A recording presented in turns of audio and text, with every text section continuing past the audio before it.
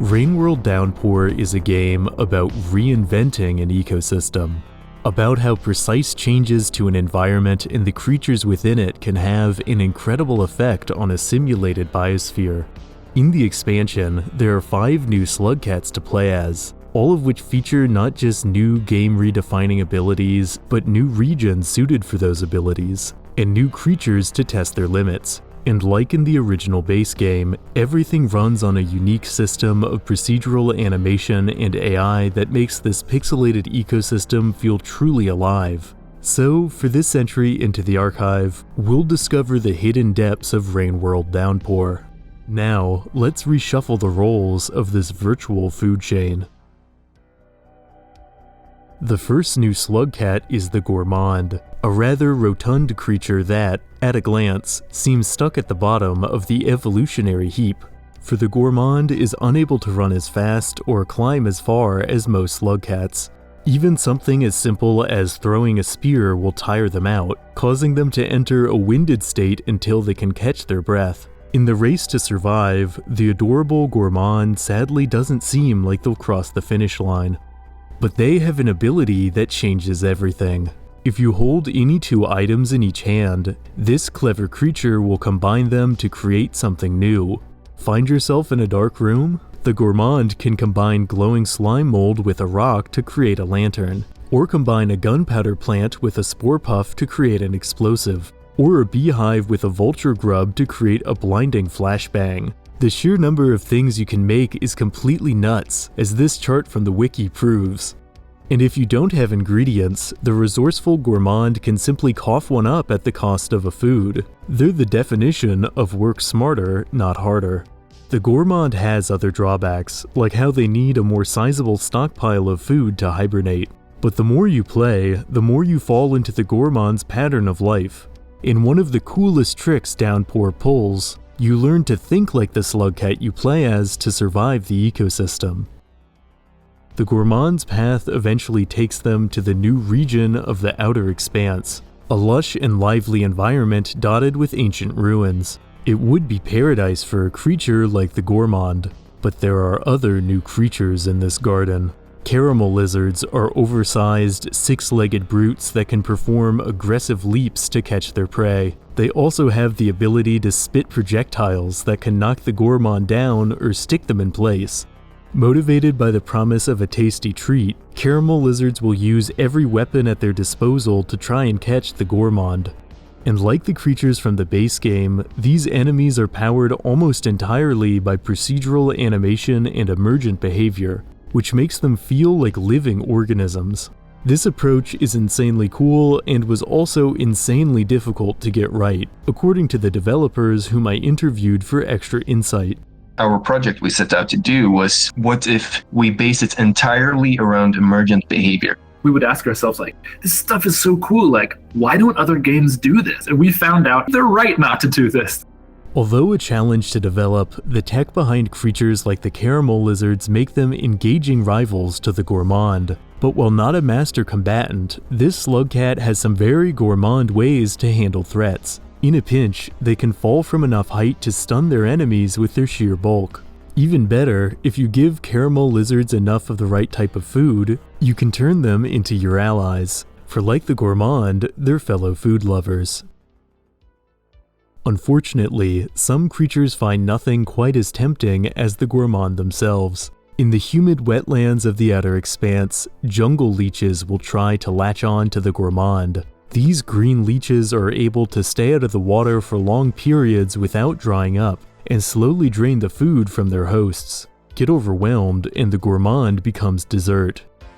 This jungle might not be the easiest environment for the Gourmand to navigate, but the determined little Slugcat will keep hauling themselves along. To make traversal easier, you can get a helping hand from the yeeks. These energetic, frog-like creatures are passive life forms that jump around incessantly, and if you grab hold of one, you can greatly increase your jumping ability. They especially come in handy in areas dense with wormgrass, which will try to pull the Gourmand in to feed. Yeek traversal is another example of the Gourmand using their intelligence to overcome their shortcomings. Ultimately, the Gourmand's journey is a story of learning to work your way up from the bottom of the food chain. And if you eat every type of food, it unlocks an incredible piece of post-game content that I'll reveal at the end of the video.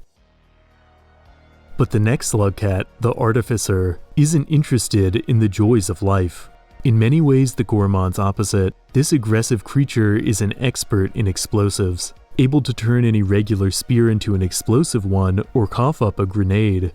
These weapons encourage an aggressive playstyle that can result in blowing yourself up. But fortunately, the Artificer is immune to explosive damage. In fact, blowing themselves up is the main way they get around, as they can create a small mid-air explosion to give their jump extra height. While tricky to use at first, this explosive jump soon becomes integral to navigating the environment.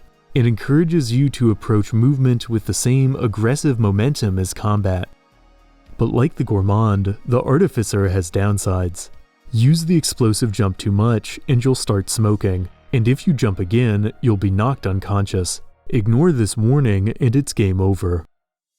But while the Artificer is a danger to themselves, they are even more dangerous to their many enemies, for this vengeful Slugcat is hunting the most intelligent creatures in Rainworld, the Scavengers.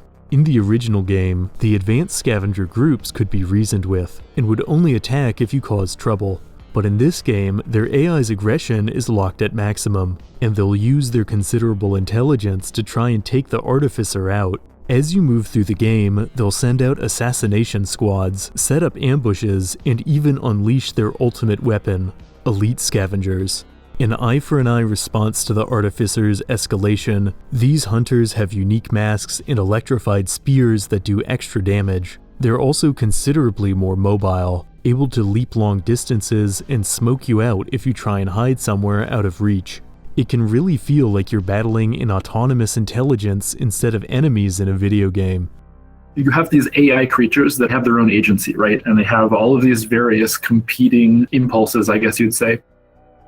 The Artificer's path of violence eventually leads them to the Metropolis, a crumbling ancient city you can access thanks to an ID drone that accidentally links with you. You're here to flush out the scavengers, but even while you're on the warpath, it's hard not to be moved by the beautiful environments of this region, which tell a haunting story of a civilization that vanished. In some areas, the technology still functions, with rooms that continue to glow with holographic displays, and even some low-gravity chambers home to neuron flies. These multicolored drone swarms seem to store data, and while they might seem defenseless, messing with them is a bad idea, for the neuron flies have a protector. Inspectors are bizarre, multi-headed artificial beings programmed to defend the neuron swarm at all costs. If you snatch a fly, their bodies will flash red and they'll go on the offensive, flinging the Artificer around the room or catching spears mid-air. And since each head seems to have their own AI, they're a unique challenge to outwit. The only way to defeat this mechanical hydra is to destroy all three heads, after which the Inspector will explode. It seems wherever the Artificer goes, destruction follows. If you continue to blaze onwards, you will eventually come face to face with the Chieftain Scavenger, a unique being that won't attack you outright, giving you a final chance to turn back. But at this point, you see the world as the Artificer does, and violence is likely your first instinct. If you do decide to battle the Chieftain, you're in for a fight more challenging than any other scavenger you've faced. No matter the outcome, however, the Artificer seems stuck in an endless cycle of destruction, and the game does a great job pulling you into that cycle of escalation, encouraging you to tear through the ecosystem with explosive recklessness. Yet the middle Slugcat, the Rivulet, survives not by strength, but agility. The Rivulet can run faster, climb faster, and swim faster than a typical Slugcat.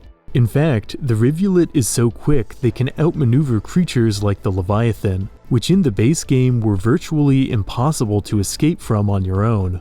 And thanks to the Rivulet's primitive gills, they can also stay underwater for long periods. These adaptations are absolutely critical to the Rivulet's survival, as at this point in the timeline, the rain comes so frequently that the land has become a drowned kingdom of unending floods. and the Rivulet's attunement to their environment was quite intentional.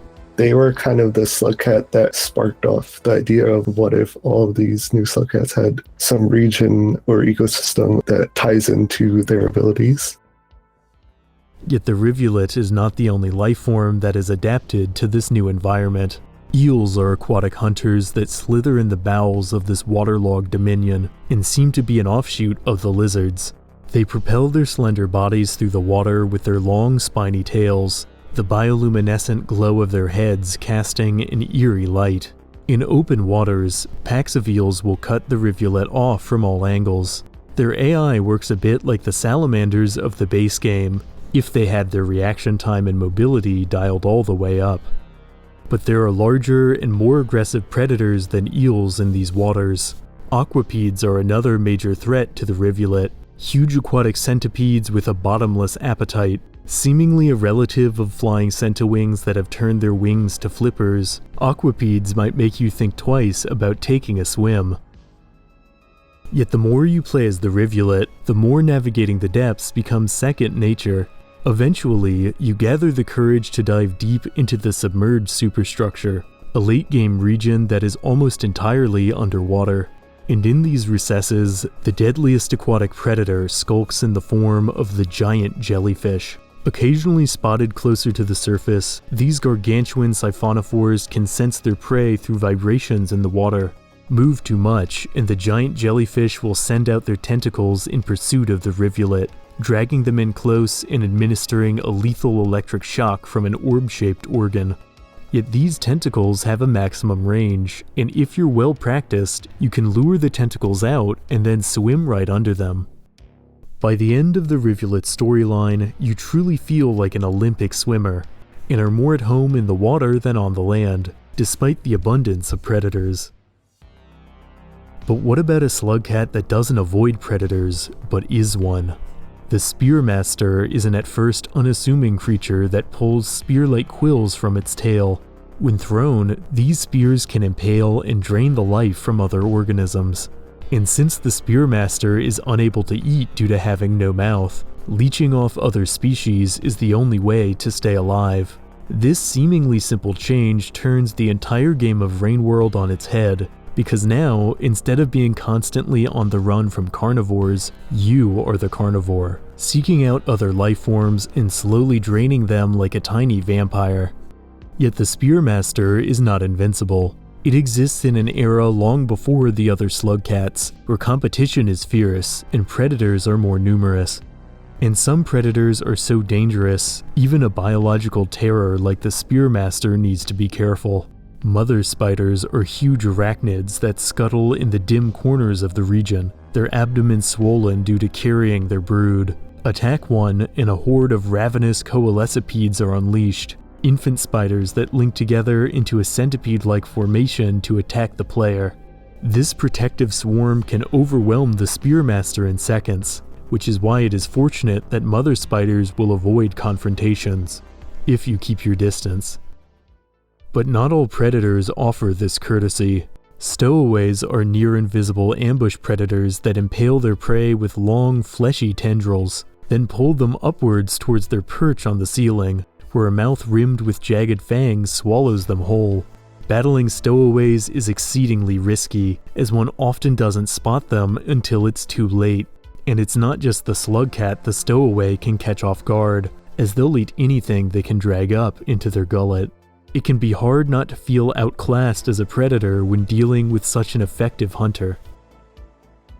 And there is no hunter more effective than the mother longlegs. A primordial ancestor of the other long-legged species, this artificial terror is a tentacled mass that prowls the garbage wastes, feeding on anything that gets stuck in its web of tendrils. Although unable to see, the mother longlegs reacts dynamically to sound, able to lock onto prey if they make the slightest whisper. Yet while these terrors are virtually invincible, if you're careful, you can actually impale the mother longlegs and leech off their energy, proving it's not the size of the hunter that matters, but the tenacity. And the more you settle into playing as the Spearmaster, the bolder you become, working your way up the food chain until everything feels like it's on the menu. Yet the final Slugcat is the Spearmaster's spiritual opposite.